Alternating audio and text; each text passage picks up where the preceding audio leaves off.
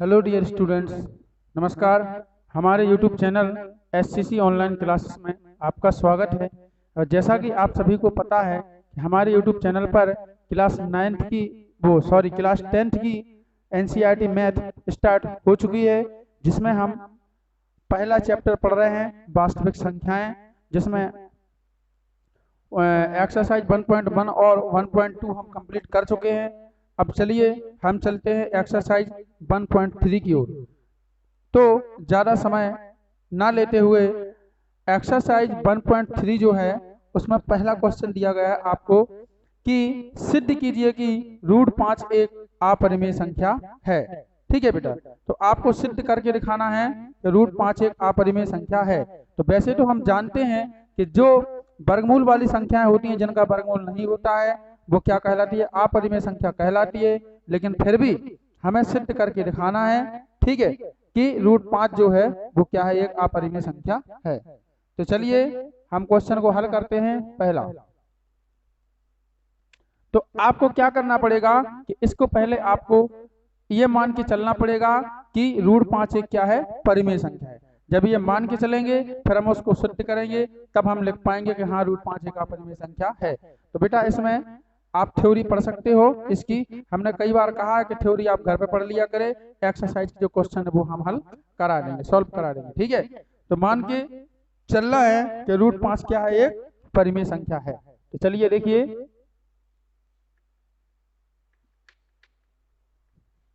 माना कि √5 एक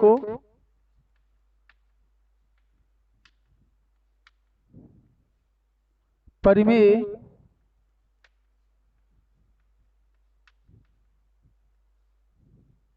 संख्या है। ओके, मान के चलना है कि माना कि √5 क्या है? एक परिमेय संख्या है। ठीक है, अब जब हम √5 एक परिमेय संख्या मान के चल रहे परिमेय संख्या है, तो आपको पता है कि परिमेय संख्या कहते किसे हैं? ऐसी संख्याएं जिनको हम P/Q के रूप में लिख सकते हैं या लिखते हैं, क्या कहलाती है? परिमेय संख्या कहलाती है। तो यहाँ हम इसको P/Q के रूप में लिखेंगे। अब यहाँ पे हम P/Q ना लेके हम क्या ले रहे हैं बच्चों? A/B ले रहे हैं। ठीक है ना, तो आपको इसको A/B के बराबर मानना पड़ेगा। तब क्या होगा? A/B इक्वल टू कितना होगा बेटा? √5। ठीक है ना, अब हमने A/B लिया, तो जहां A और B क्या है वो भी आपको लिखना पड़ेगा। तो जहां A और B, जहां A, B सहअभाज्य पूर्णांक है। क्या है?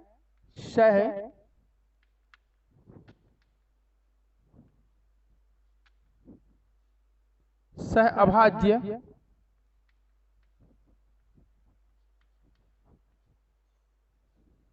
पूर्णांक है। ठीक है, अब ये सहअभाज्य पूर्णांक क्या कहलाता है बेटा? सहअभाज्य पूर्णांक वह पूर्णांक होता है, मतलब ये ऐसी परिमेय संख्या होती है कि जिनका महत्तम समापवर्तक कितना होता है बेटा? 1 होता है। जिन संख्याओं का महत्तम समापवर्तक 1 होता है वो क्या कहलाती हैं? आपकी सहअभाज्य पूर्णांक कहलाती हैं। तो अब देखते हैं हम कि इनका HCF 1 निकलता है या नहीं। चलिए ठीक है, यहाँ इतना लिखने के बाद तब हम क्या करेंगे बेटा? यहाँ पे जो B है ना, इस B का जो गुणा है वो काय में करेंगे? √5 में करेंगे। यहाँ क्या निकल के आएगा? A बराबर B और रूट कितना हो जाएगा? 5। ओके, ये B जो है वो भाग में है, तो इस पक्ष में राइट साइड में आएगा तो काय में हो जाएगा? गुणा में आ जाएगा। ओके, तो हम यहाँ पे क्या करेंगे? A बराबर B √5 कर देंगे। अब बेटा दोनों पक्षों में क्या करना है? आपको वर्ग करना है। तो वर्ग करेंगे तो A² बराबर कितना हो जाएगा? B √5। तो इसका क्या बन जाएगा? Whole square. आप साइड में लिख सकते हो कि दोनों पक्षों का वर्ग करने पर। ओके, चलिए करेंगे तो A² इक्वल टू, अच्छा √5 का वर्ग कितना होगा बेटा? अकेला 5 होगा, 5 आएगा है, और ये कितना आएगा आपका? B का वर्ग आएगा B²। ओके, क्योंकि √5 पर स्क्वायर है तो वर्ग वर्गमूल क्या हो जाएगा? कैंसिल हो जाएगा। ठीक है, तो √5 का वर्ग अकेले 5 हो जाएगा और कितना आएगा? B²। ओके, अब आपको क्या करना है? इसका जो A² जो 5 है ना, इस 5 को इधर पक्षांतर करना है पुनः। जहां से आपने b को पक्षांतर किया था यहाँ आप 5 को पक्षांतर कीजिए, तो 5 यहाँ गुणा में, तो यहाँ काय में आएगा, भाग में आएगा, तो ये बन जाएगा आपका a स्क्वायर बटे 5 बराबर कितना होगा बेटा, b स्क्वायर। ओके, अब देखिए a स्क्वायर के बटे 5 आ गया है, इसका मतलब क्या है, इसका मतलब ये है कि 5 का a स्क्वायर में क्या जा रहा है बेटा, भाग जा रहा है। इसका मतलब ये है कि 5 का a स्क्वायर में क्या जा रहा है, भाग जा रहा है, ठीक है ना। तो 5 का भाग a में भी जाएगा, जब a स्क्वायर में 5 का भाग जा रहा है तो 5 का भाग a में भी जाएगा। जैसे हम एक एग्जांपल की थ्रू समझते हैं इसको, कि जैसे मान लो कि हमने लिख दिया 6 स्क्वायर और बटे कितना लिख दिया 3, तो आपको पता है कि 6 का वर्ग कितना होता है 36 और बटे 3 से भाग चला जाएगा तो कितना आएगा 18। इसी प्रकार अब हम 6 पे स्क्वायर ना लिख के अकेला 6 बटे 3 लिख दें, तब भी वो क्या होगा, 3 से डिवाइड होगा और कितना आएगा, 2 आएगा। समझ में आ गया। तो इस प्रकार से चाहे आप वर्ग को डिवाइड करो और चाहे आप सिंगल संख्या को वर्ग करो, उससे कोई फर्क नहीं पड़ता है, डिवाइड करने पर वो डिवाइड हो जाती है। ओके, तो चलिए हम देखते हैं। तो बस ये भाषा आपको यहाँ पे ये चीज लिखनी पड़ेगी जो हम बता रहे हैं कि चूंकि a स्क्वायर 5 से विभाजित है,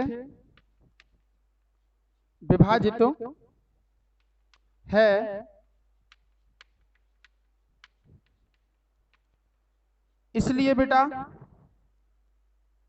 हाँ इसलिए a भी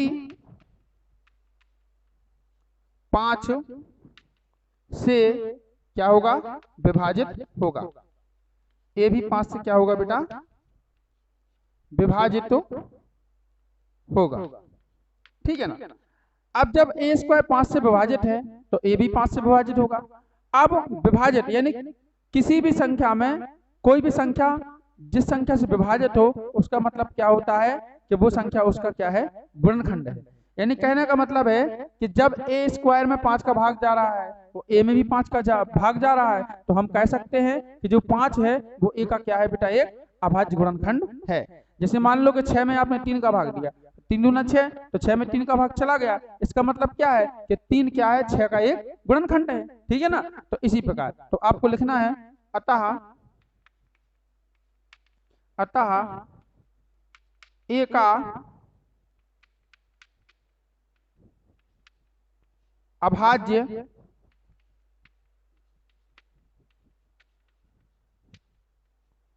गुणनखंड कितना होगा बेटा, 5 होगा, ठीक है। और इसको दे दीजिए आप समीकरण नंबर कितना, यहाँ पे देखिए इसको समीकरण नंबर जो ऊपर लिखा था इसको 1 देना है और इसको कितना देंगे बेटा, समीकरण नंबर 2 देंगे, ठीक है। अब a का एक गुणनखंड 5 है तो हम क्या करेंगे, तो a बराबर कितना मान लेंगे, 5m मान लेंगे। a बराबर कितना मान लेंगे, 5m, क्योंकि a का क्या है, 5 एक अभाज्य गुणनखंड है, ठीक है। तो a बराबर 5m मान लिया, और जहां m क्या है बेटा, m कोई पूर्णांक है, जहां पर m क्या है, m कोई पूर्णांक है। ओके, चलिए अब आपको क्या करना है, यहां से a का मान उठा के समीकरण 1 में रखना है। क्या करना है बेटा, a का मान उठा के समीकरण 1 में आपको रख देना है। तो चलिए हम a का मान समीकरण 1 में रखते हैं, ठीक है। तो a का मान हम समीकरण 1 में रखेंगे तो यहां से आएगा समीकरण 1 से। अब जरा समीकरण 1 देखिए क्या है आपके पास, यह है a स्क्वायर बटे 5 बराबर b स्क्वायर, ठीक है ना। तो एक स्थान पे आपको 5m रखना है, तो क्या रखेंगे, 5m का स्क्वायर और बटे कितना आएगा बेटा, 5 और बराबर क्या बनेगा आपका, b स्क्वायर। ओके, अब क्या करना है, 5 का वर्ग करना है, तो 5 का वर्ग कितना आएगा, 25 आएगा, है ना। और कितना आएगा, m स्क्वायर और बटे कितना हो जाएगा 5 इक्वल कितना बचेगा बेटा, b स्क्वायर। ओके, अब देखिए 5 से 25 को डिवाइड कर दो, काट दो, तो कितना आएगा, 5 आएगा, ऊपर कितना आ जाएगा, 5 आ जाएगा, है ना। तो ये बनेगा आपका 5 m स्क्वायर और बराबर कितना होगा बेटा, b स्क्वायर। ओके, अब यहाँ से m स्क्वायर की वैल्यू फाइंड आउट कर लीजिए, तो 5 जो गुणा है वो इधर काय में आएगा, भाग में आएगा, तो b स्क्वायर और बटे कितना होगा बेटा, 5। अब फिर वही कंडीशन आ गई कि बी स्क्वायर के बटे क्या आ रहा है 5, यानी 5 का भाग काय में जा रहा है बी स्क्वायर में। तो 5 बी से विभाजित है, 5 क्या है बी से विभाजित है, बी मतलब सॉरी बी स्क्वायर जो है वो 5 से विभाजित है, इसलिए बी भी क्या होगा 5 से विभाजित होगा। तो ये भाषा हम लिख सकते हैं। तो क्या लिखेंगे कि चूंकि बी स्क्वायर 5 से क्या है बेटा, बी स्क्वायर 5 से विभाजित है, इसलिए बी भी 5 से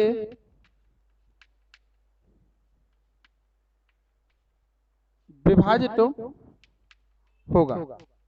अब जब b 5 से विभाजित हो रहा है तो अतः हम कह सकते हैं, अतः b का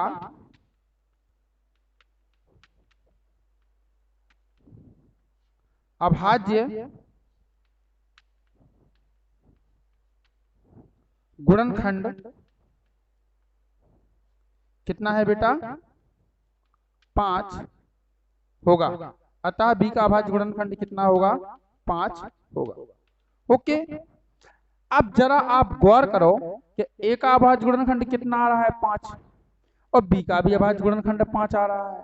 इसको समीकरण नंबर आप कितना दे दें 3। ठीक है, समीकरण 2 में a का अभाज्य गुणनखंड 5 आ रहा है, समीकरण 2 में b का अभाज्य गुणनखंड 5 आ रहा है। ठीक है ना, इसलिए हम क्या कह सकते हैं कि a और b का जो a और b संख्या है उसका HCF कितना है बेटा 5। ठीक है ना, क्योंकि a का भी अभाज्य गुणनखंड 5 है और b का भी अभाज्य गुणनखंड 5 है। तो कहने का मतलब क्या है कि जिन संख्याओं के गुणनखंड समान निकले वो क्या कहलाती है, वो संख्या उसका HCF कहलाती है। ठीक है, कि जैसे मान लो आपके पास एक कोई संख्या है, मान के चलो आपके पास 30 है और कितनी है 50। ठीक है ना, आप या फिर ऐसा करो कि मान के चलो एक संख्या आपके पास 4 है और एक 6 है, तो 4 को डिवाइड करोगे तो 4 में भी 2 का भाग जाएगा और 6 को डिवाइड करोगे तो 6 में भी 2 का भाग जाएगा कि नहीं। तो 2 का भाग दोनों संख्या में जा रहा है, तो हम कह सकते हैं कि 4 और 6 का जो महत्तम समापयतक है वो कितना है 2 है। तो इसी प्रकार ए में भी 5 का भाग जा रहा है, बी में भी 5 का भाग जा रहा है, यानी ए का गुणनखंड 5 है, बी का गुणनखंड 5 है, तो ए और बी का HCF भी कितना होगा बेटा 5 होगा। ठीक है ना, और जबकि हमने आपको बताया क्या था, हमने आपको ये बताया था कि ए और बी सह अभाज्य पूर्णांक जब कहलाएंगे जब उनका HCF या महत्तम समापयतक कितना होगा 1 होगा। लेकिन यहाँ पर HCF कितना आ रहा है 5 आ रहा है। ठीक है ना, इसलिए ए और बी सह अभाज्य पूर्णांक नहीं हो सकते। जबकि ए और बी सहअभाज्य पूर्णांक नहीं हो सकते तो जो ए बटे बी के बगैर ए बटे के बी इक्वल जो हमने ए बटे बी के इक्वल जो हमने √5 रखा है वो भी एक परिमेय संख्या नहीं हो सकती। और जब √5 एक परिमेय संख्या नहीं है तो क्या है बेटा √5 एक अपरिमेय संख्या है। ठीक है ना, तो इस कथन को आपको बताना पड़ेगा। तो हम कैसे बताएंगे, हम लिख सकते हैं यहाँ समीकरण 2 व 3 से, है ना, समीकरण 2 व 3 से स्पष्ट है कि a, b का HCF बराबर कितना है 5 है। इसलिए a, b सह अभाज्य पूर्णांक नहीं है, सह अभाज्य पूर्णांक नहीं हो सकते, नहीं हो सकते और √5 परिमेय संख्या नहीं हो सकती, है ना, √5 परिमेय संख्या नहीं हो सकती,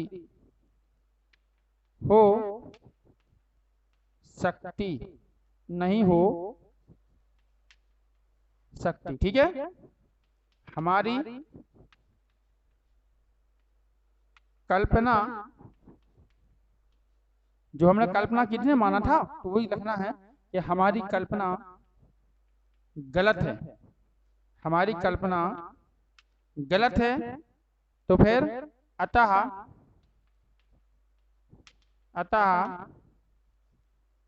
√5 एक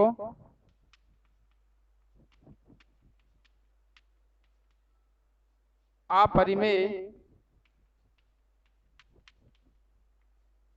संख्या है। अतः √5 क्या है बेटा? एक अपरिमेय संख्या है। इस प्रकार से आपको क्या कर देना है, इसको सिद्ध कर देना है। ओके, ठीक है। चलिए अब चलते हैं क्वेश्चन नंबर दूसरे की ओर।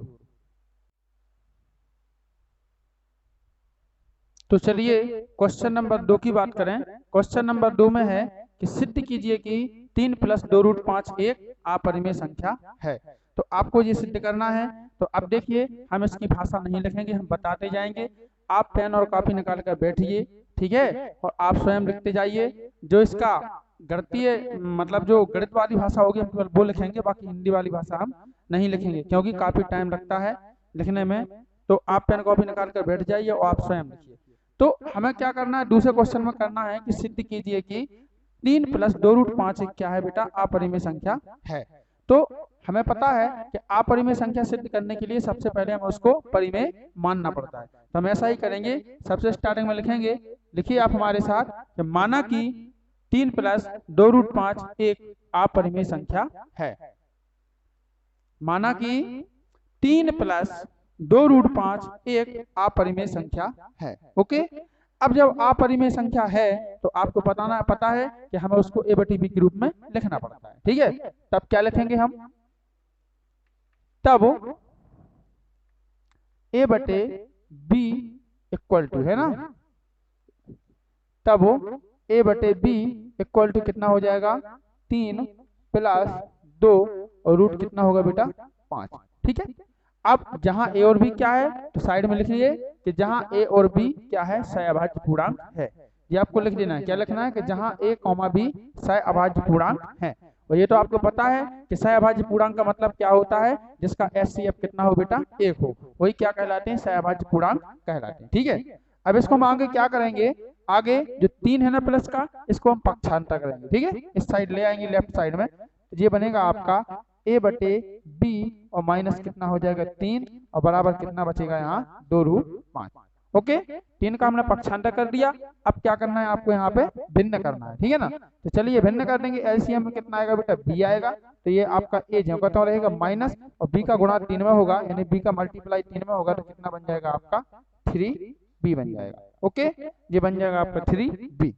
और बराबर यहाँ पर कितना बचेगा? ये बचेगा आपका 2√5।